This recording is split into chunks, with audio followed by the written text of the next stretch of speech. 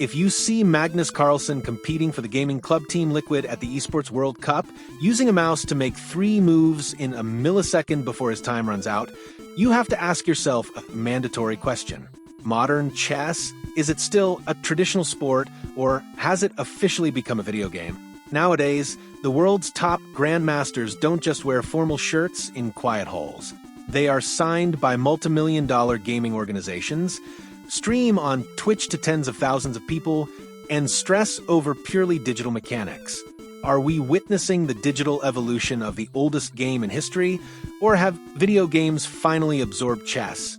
In this video, we are going to break down how the wooden board transformed into pixels and why the planet's biggest stars are migrating en masse to the game world. To understand this fusion, we first must accept a reality. Chess is the spiritual father of the vast majority of modern video games. The competitive mechanics that obsess us today were born on that 64-square board. Think about classic role-playing games or RPGs. The turn-based combat system is pure chess. Or look at modern strategy video games like Teamfight Tactics or Clash Royale. The core concept of positioning your pieces on a board, managing your economy, denying resources, and sacrificing minor units to clear a path for your army is the exact definition of an opening gambit in chess. Even in modern phenomena like League of Legends, team roles mimic the hierarchy of the pieces. Minions are the pawns marching at the front to create space. The nexus is the king you must protect at all costs. It's not that chess is mimicking video games. It's that video game design has been secretly copying the rules of chess for decades. But let's bring it back to the present. Why does it feel so much like a video game today? The answer lies in technology and PC-exclusive mechanics. In online chess, there is the pre-move.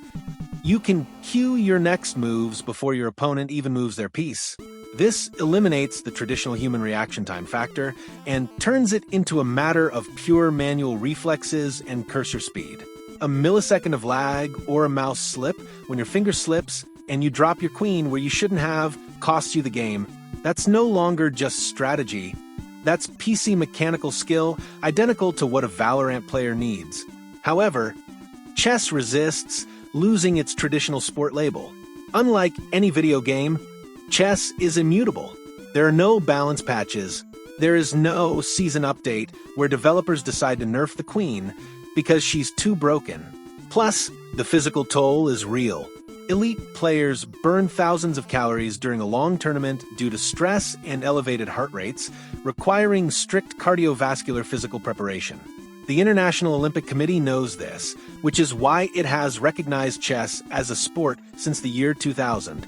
To understand how this bridge between both worlds is built, we have to look at the 3 most brilliant minds of the current elite who accomplished the impossible, earning unanimous respect from both board purists and video game fans. The most extreme example is Ian Nepomniachtchi, Nepo.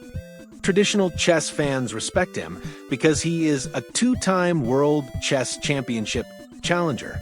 But what many chess players don't know and what blows gamers' minds is that under the alias Frostnova, Nepo was a hardcore professional DotA player. In 2011, his team won the prestigious Asus Open Winter Tournament, beating legends who months later would go on to win the highest-paying video game tournament in history. Nepo is living proof that the mental speed you need to dismantle a defense in chess is exactly the same speed required to lead a battle in a real-time strategy video game. Then we have the king of cultural impact, Hikaru Nakamura, the Naka.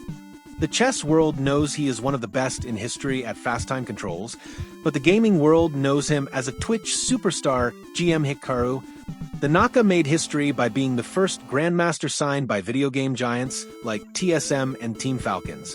What's brilliant about Nakamura is that he speaks both languages. He transformed abstract chess analysis by using the dynamic format, humor, and frantic pace of modern gaming streamers, getting millions of young people who had never touched a board obsessed with the pieces. And finally, there's Magnus Carlsen, considered the GOAT, the greatest of all time on the wooden board. To a chess player, Carlsen is God. But to the video game audience, Magnus became the ultimate corporate ambassador by signing with the legendary sports organization Team Liquid.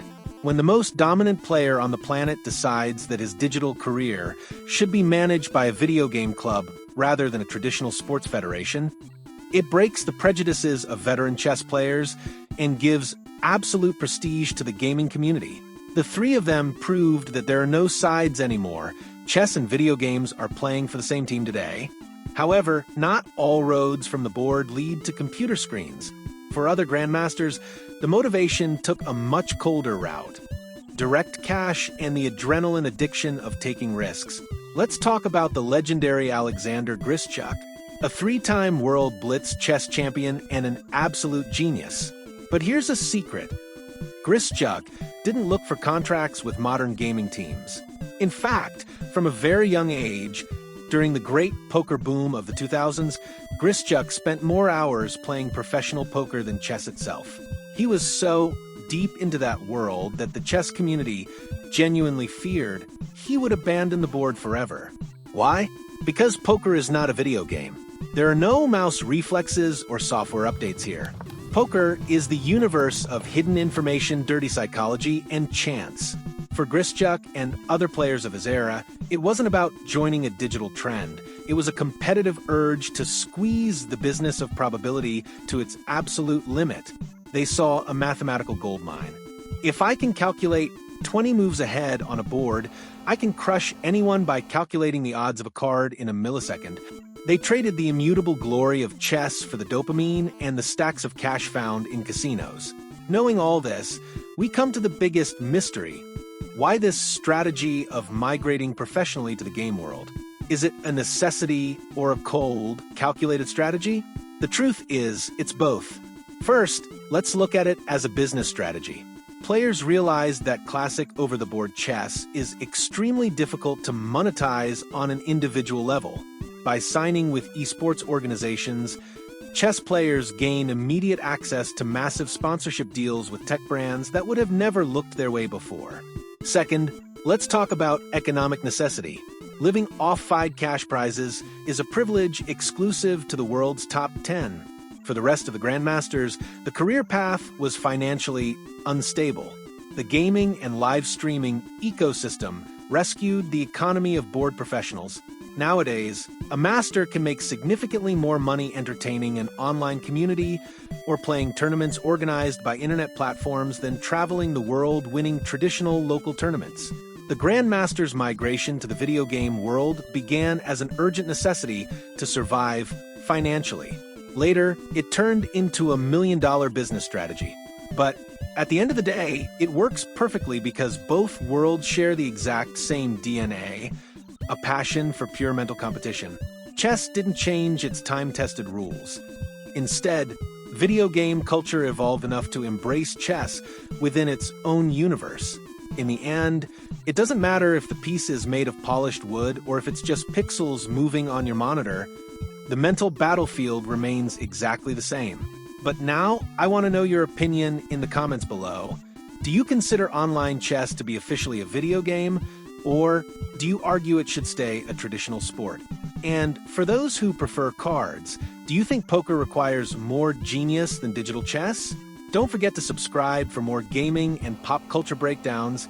Hit the like button if you enjoyed the video, and I'll see you in the next match. Bye!